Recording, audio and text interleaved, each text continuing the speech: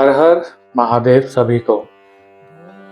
आज हम रुद्र संहिता सृष्टि कांड अध्याय 11 पढ़ेंगे, जिसमें हम जानेंगे शिव पूजन की विधि तथा उसका फल। चलिए शुरू करते हैं गणेश वंदना से। वक्रतुंड महाकाय सूर्यकोटि समप्रभ निर्विघ्न कुरु मे देव सर्वकार्येषु सर्वदा। ऋषि बोले, व्यास शिष्य महाभाग सूत जी, आपको नमस्कार है। आज आपने भगवान शिव की बड़ी अद्भुत एवं परम पावन कथा सुनाई है। दयानिधे, ब्रह्मा और नारद जी के संवाद के अनुसार आप हमें शिव पूजन की वह विधि बताइए जिससे यहाँ भगवान शिव संतुष्ट होते हैं। ब्राह्मण, क्षत्रिय, वैश्य और शूद्र सभी शिव की पूजा करते हैं। वह पूजन कैसे करना चाहिए? आपने व्यास जी के मुख से इस विषय को जिस प्रकार सुना हो वह बताइए। महर्षियों का वह कल्याणप्रद एवं श्रुति सम्मत वचन सुनकर सूत जी ने उन मुनियों के प्रश्न के अनुसार सब बातें प्रसन्नता पूर्वक बताई। सूत जी ने बोला, मुनीश्वरों, आपने बहुत अच्छी बात पूछी है, परंतु वह रहस्य की बात है। मैंने इस विषय को जैसा सुना है और जैसी मेरी बुद्धि है उसके अनुसार आज कुछ कह रहा हूँ। जैसे आप लोग पूछ रहे हैं उसी तरह पूर्व काल में व्यास जी ने संत कुमार जी से पूछा था, फिर उसे उपमन्यु जी ने भी सुना था।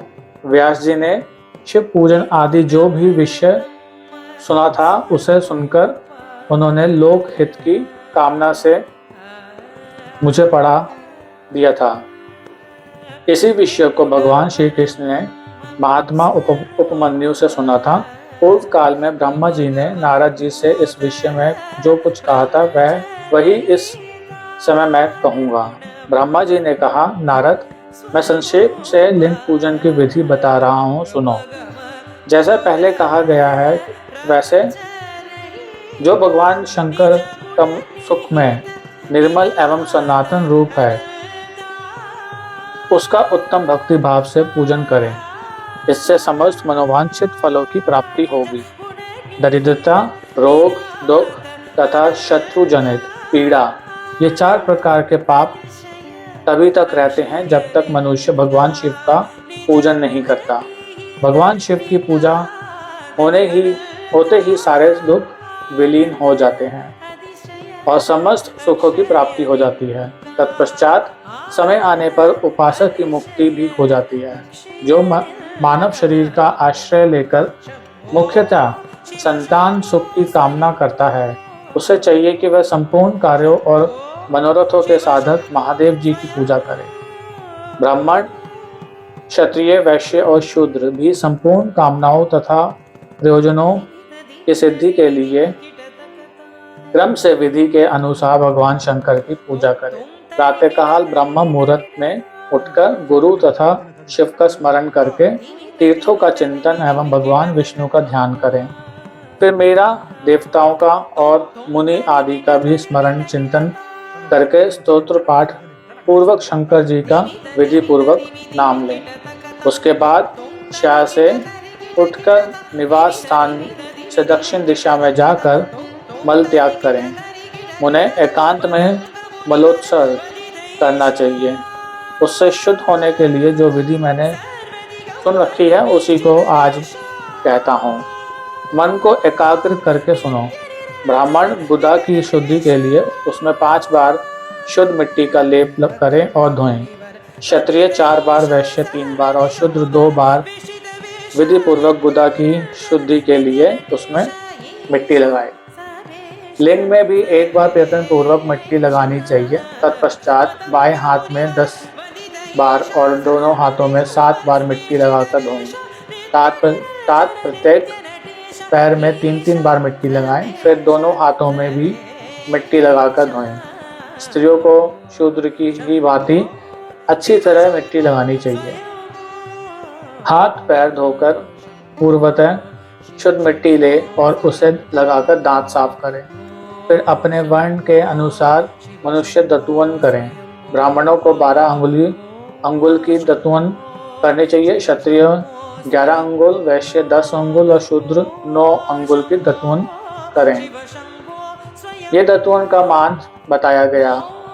मनुस्मृति के अनुसार काल दोष का विचार करके ही दतुवन करे या त्याग दें। 7 षष्ठी, प्रतिपदा, अमावस्या, नवमी, व्रत का दिन, सूर्यास्त का समय, रविवार तथा श्राद्ध दिवस ये तंत्र धावन के लिए वर्जित है। इनमें दतुवन नहीं करनी चाहिए। दतुवन के पश्चात तीर्थ आदि में जाकर विधि पूर्वक स्नान करना चाहिए। विशेष देश काल आने पर मंत्रोच्चारण पूर्वक स्नान करना उचित है। स्नान के पश्चात पहले आचमन करके वह धुला हुआ वस्त्र धारण करें। फिर सुंदर एकांत स्थल में बैठकर संध्या विधि का अनुष्ठान करें। यथा योग्य संध्या विधि का पालन करके पूजा का कार्य आरंभ करें। मन को सुस्थिर करके पूजा गृह में प्रवेश करें। वहां पूजन सामग्री लेकर सुंदर आसन पर बैठें। पहले न्यास आदि करके क्रमशः महादेव जी की पूजा करें। शिव की पूजा से पहले गणेश जी की, द्वारपालों की और दिक्पालों की भी भली भांति पूजा करके पीछे देवता के लिए पीठ स्थान की कल्पना करें अथवा अष्टदल कमल बनाकर पूजा द्रव्य के समीप बैठे और उस कमल पर ही भगवान शिव को समासीन करें। तत्पश्चात 3 आचमन करके पुनः दोनों हाथ धोकर 3 प्राणायाम करके मध्यम प्राणायाम अर्थात कुंभक करते समय त्रिनेत्रधारी भगवान शिव का इस प्रकार ध्यान करें। उनके 5 मुख हैं, 10 भुजाएं हैं, शुद्ध स्फटिक के समान उज्जवल कांति हैं। सब प्रकार के आभूषण उनके श्री अंगों की विभूषित करते हैं तथा वह व्याघ्र चर्म की चादर ओढ़े हुए हैं।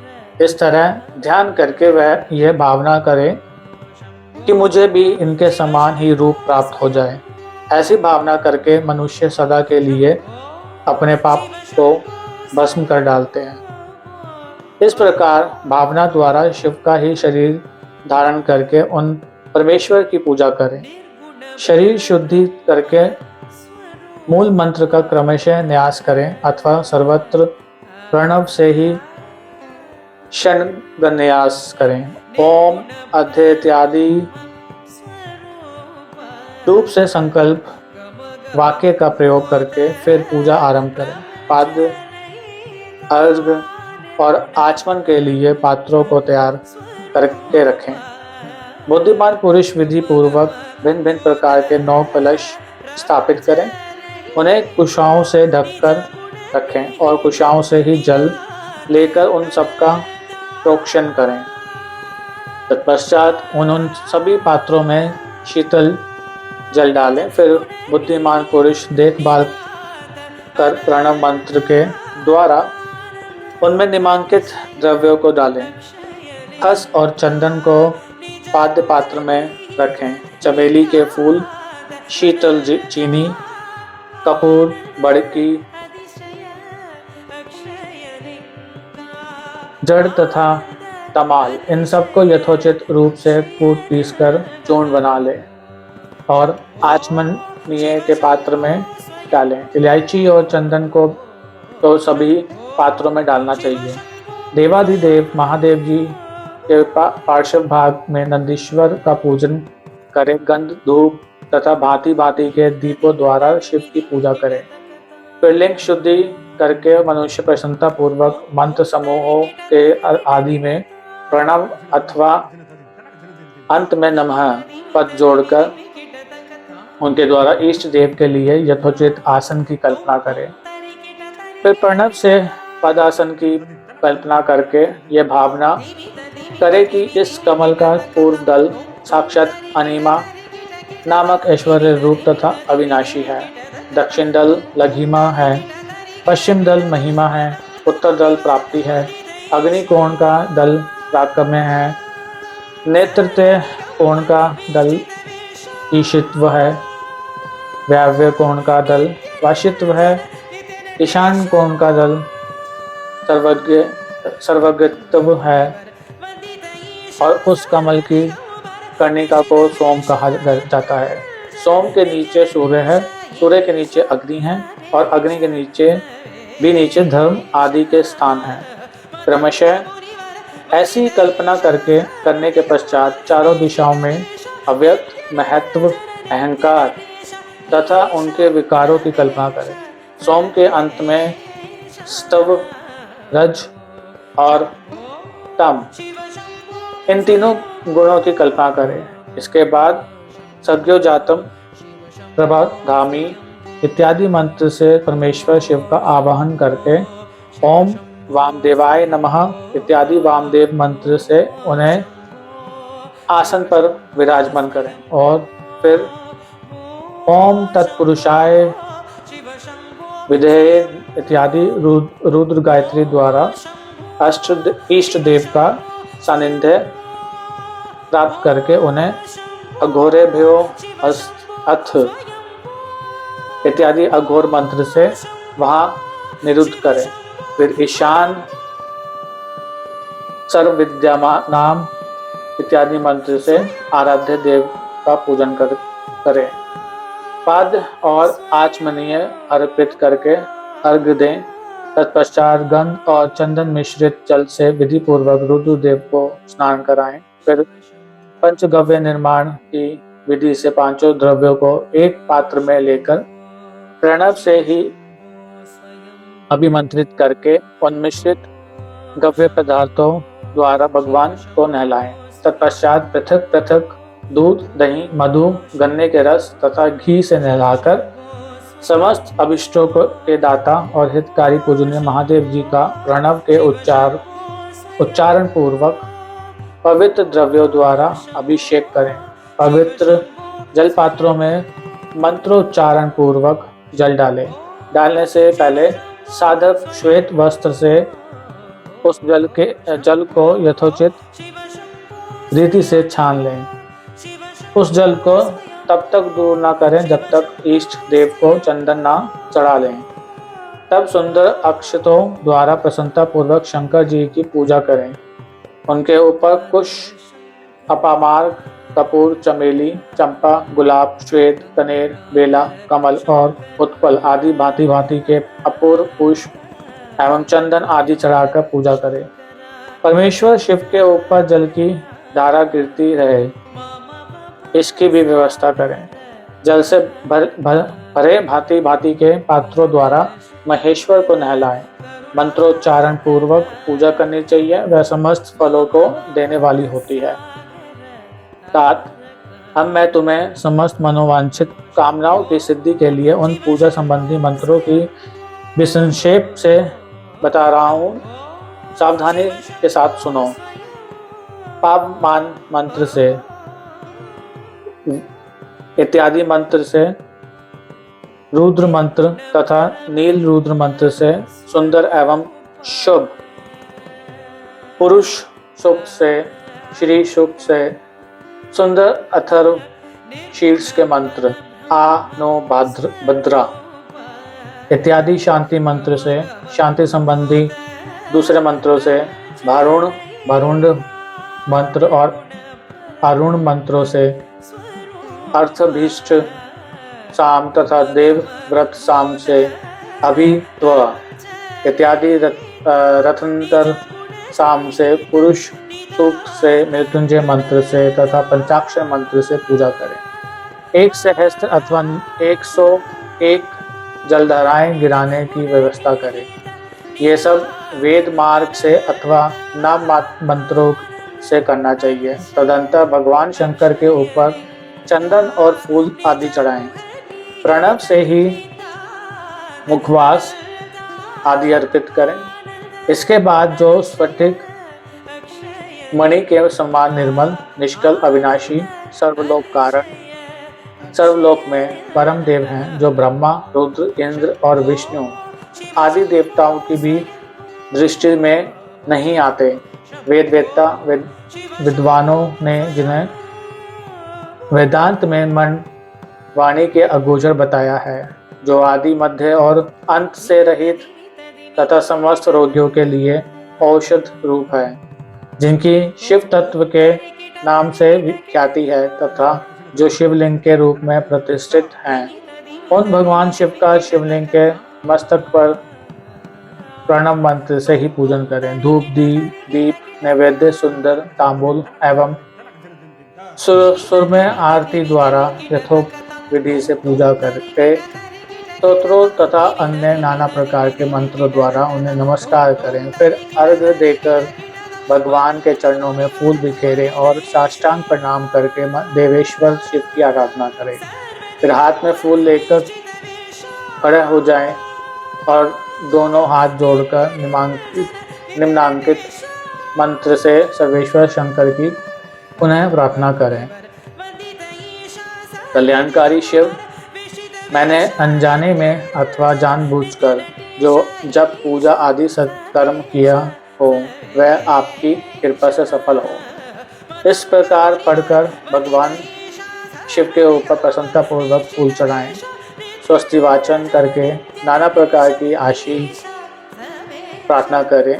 फिर शिव के ऊपर मार्जन करना चाहिए। मार्जन के बाद नमस्कार करके अपराध के लिए क्षमा प्रार्थना करते हुए पुनरागमन के लिए विसर्जन करना चाहिए।